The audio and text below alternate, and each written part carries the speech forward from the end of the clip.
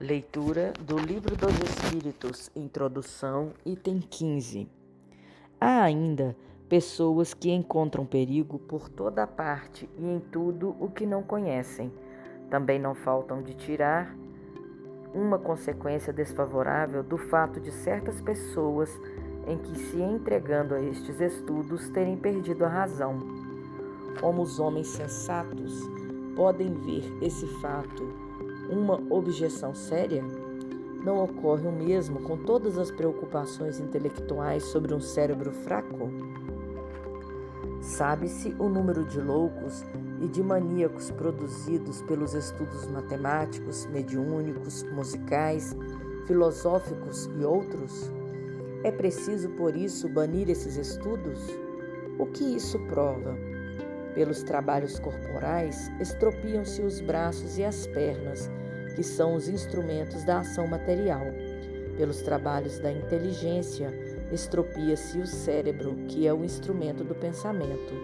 Mas se o instrumento está quebrado, o espírito não está, por isso. Ele está intacto e, quando desligado da matéria, não goza menos da plenitude de suas faculdades. É no seu gênero, como homem, um mártir do trabalho. Todas as grandes preocupações do espírito podem ocasionar a loucura. As ciências, as artes, a própria religião fornecem seus contingentes.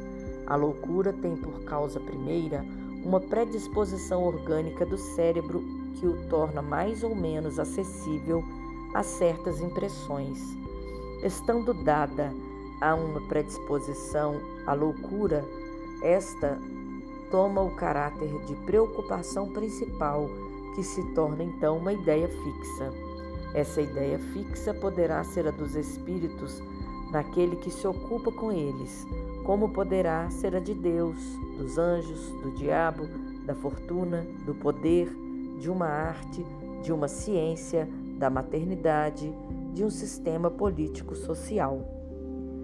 É provável que o louco religioso viesse a ser um louco espírita, se o espiritismo tivesse sido sua preocupação dominante, como o louco espírita o teria sido sob uma outra forma, segundo as circunstâncias.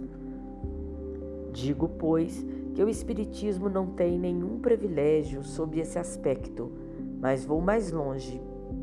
Digo que, por bem compreendido, é um preservativo contra a loucura.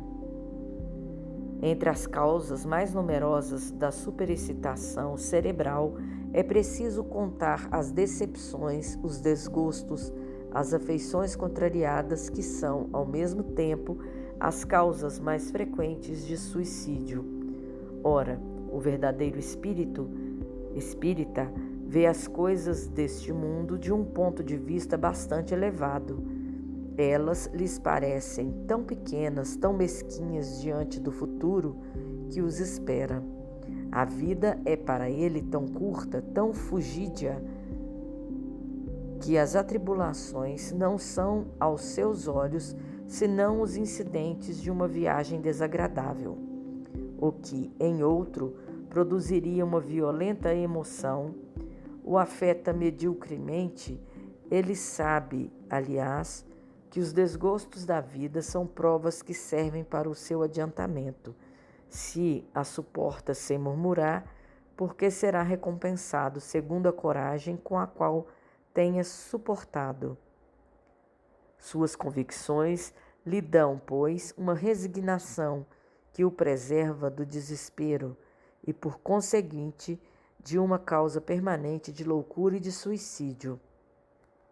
Ele sabe, por outro lado, pelo espetáculo que lhes dão as comunicações com os espíritos, a sorte daqueles que abreviam voluntariamente os seus dias, e esse quadro é o bastante para fazer refletir. Também o número daqueles que se detiveram sobre essa inclinação funesta é considerável.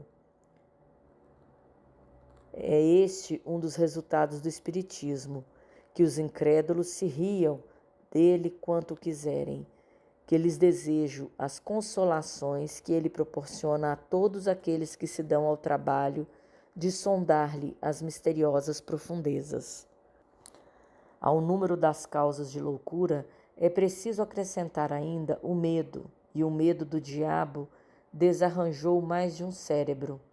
Sabe-se o número de vítimas que se fez amedrontando imaginações fracas, com esse quadro que se esforça para tornar mais pavoroso com hediondos detalhes? O diabo disse, não amedronta, senão a crianças. É um freio para torná-las ajuizadas. Sim, como o bicho-papão e o lobisomem. E, quando não tem mais medo deles, estão pior que antes. E por esse belo resultado não se conta o número das epilepsias causadas pelo abalo de um cérebro delicado. A religião seria bem fraca se, na falta do medo, sua força pudesse ser comprometida. Felizmente não é assim. Há outros meios de ação sobre as almas. O Espiritismo, para isso, lhe fornece os mais eficazes e os mais sérios. Se ela sabe usá-lo como proveito, ele mostra a realidade das coisas e, com isso, neutraliza os efeitos funestos de um medo exagerado.